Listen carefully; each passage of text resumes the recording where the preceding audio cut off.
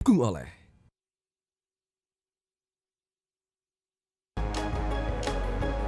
Anda masih bersama kami, selamat pagi Indonesia pemirsa. Jadi bagi Anda nih para pemudik dengan kendaraan mobil, pemeriksaan sejumlah komponen penting mobil menjadi hal yang wajib untuk dilakukan sebelum berangkat supaya perjalanan mudik berlangsung aman dan juga nyaman. Oke, berikut laporan terkait persiapan jelang mudik oleh jurnalis Bianca Sumedap dan juru kamera Wandi untuk Anda.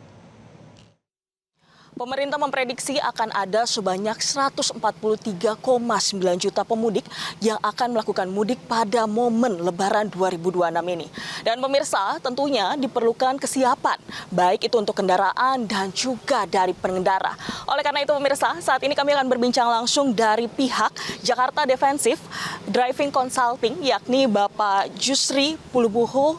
Bapak, terima kasih sudah bergabung dengan kami. Pak, boleh diceritakan kira-kira mengingat begitu pada momen mudik ini apa begitu Pak yang perlu dipersiapkan dan khususnya dari segi kendaraan ini seperti apa itu Pak? Baik, kita tahu pada situasi ini adalah merupakan beban berat bagi seluruh kendaraan yang akan melakukan perjalanan pada musim mudik ini.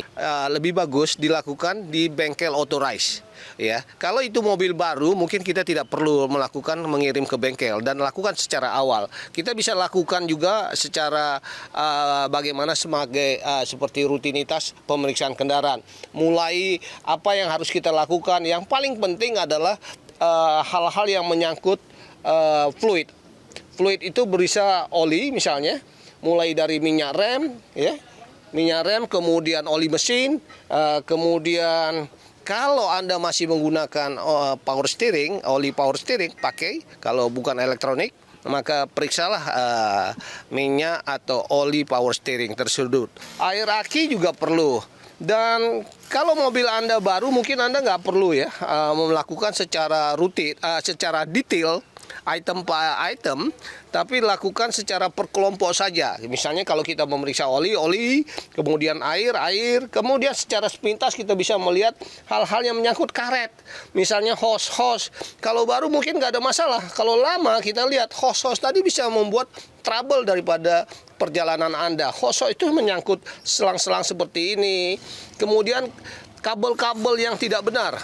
Kalau kita melihat kondisi ini kondisi baru, semuanya masih terletak di tempatnya dan kondisinya terlihat karet yang tidak ada getas termasuk fan belt dan lain-lain, nggak ada yang kelihatan getas ya. Jadi saya rasa cukup. Mengingat ini akan perjalanan jauh dengan jarak tempuh yang jauh, ini seperti apa itu Pak yang harus disiapkan juga? Oke. Tadi saya katakan mobil akan mengalami beban kerja yang berat karena waktu perjalanan yang panjang, mungkin jarak tempuh, waktu tempuh yang sangat ekstra yang biasanya normal mungkin 5 jam, ini mungkin bisa 10 bahkan 15 jam.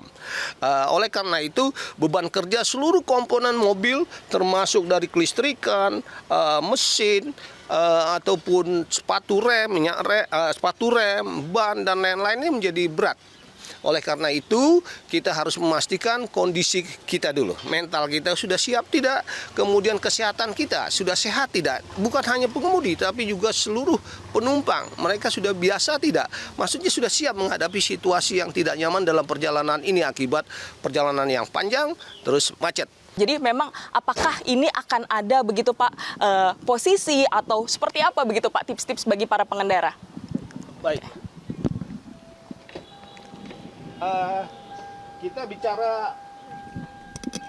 Kita bicara posisi pengemudi dulu ya.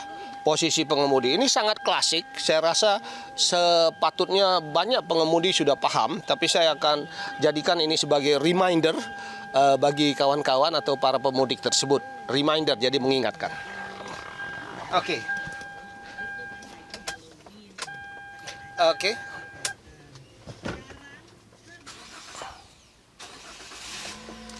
Pastikan Anda duduk sesuai dengan ergonomik ya. Artinya tidak membuat kondisi tubuh kita itu tersiksa karena kita akan melakukan driving perjalanan yang panjang yang membuat akhirnya kondisi-kondisi saraf-saraf darah kita pun mengalami stres. Artinya kalau Anda terlalu dekat ketika airbag meledak, maka yang terjadi ini langsung menghadap muka. Ataupun ketika mobil mengalami slip di mana Anda harus mengendali atau mengoperasikan setir sedemikian rupa, ruang Anda terbatas. Pastikan kondisi tangan itu diletakkan sedemikian rupa, ada sudut kurang lebih 135 derajat. Dan ini kondisi ini, satu, tidak meletihkan pada perjalanan jauh ketika kita bergerak lurus. Kedua, kalau terjadi kecelakaan, ini akan bisa mengalami fleksi ketimbang dia kejauhan. Kalau kejauhan, ini bisa patah nih. Jadi dia begini.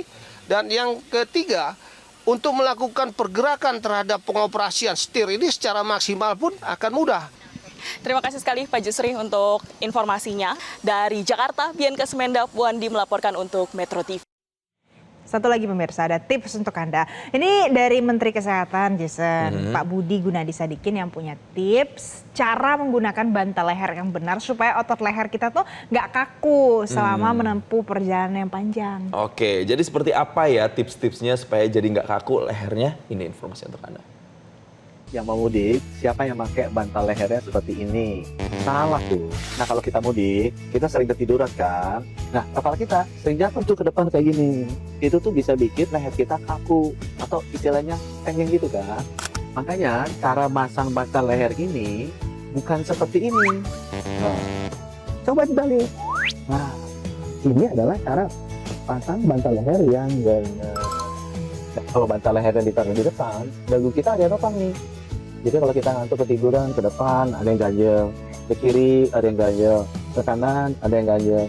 Jadi leher kita tak bakal sakit. Nah kalau yang jatuh ke belakang, kan di belakang udah diganjel sama kursi penumpang. Jadi kepala kita gak akan gitu. Nah cek tuh teman-teman kalian yang sering tidurnya mangap, ngorok, dia pegel-pegel. Nah jadi tahu cara pakai bantal leher yang benar seperti apa.